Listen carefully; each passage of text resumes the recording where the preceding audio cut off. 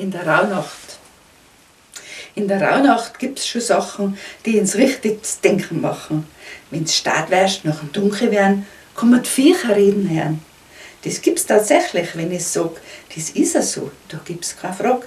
Ich weiß, es glaubst mir das nicht gern, das ist echt gespassig, wirst es hören.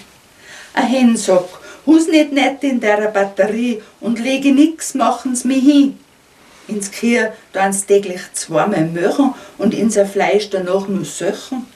Die Schafe jammern und sie blären, ins tun's ein Jahr go zweimal scheren. Es ist ein Elend und ein Grausen, was die Leute so tun, wie es mit ins Hausen. Die wollen für uns, die mengen sie gern, weil's draus dann warme Janker werden. Ins Risser tun's oft hauen und schlagen, dabei tun wir uns richtig blogen. Wir Pippe sind nur jung und zart, da wärst grad nur drauf gewartet, bis unser Fleisch am besten wärst, dann brutzeln's ins tief drin im Herst.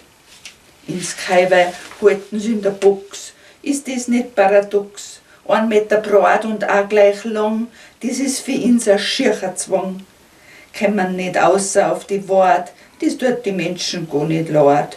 Müssen alles möglich klumpsam fressen, dann tun sie uns dauernd wegen und messen. Nur deswegen machen das die Leute, dass ein Schnitzelfleisch angeht. Ins Schweindeln haben sie auch zum Mästen, wir liefern Speck, den allerbesten. Sind nur zum Nutzen und geduldet, der Name Sau ist ins geschuldet.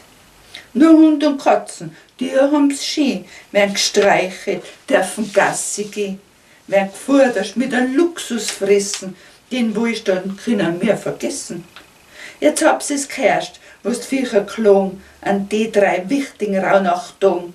Sie tragen ihr Leid zum Christkind hin, das lässt brav zu.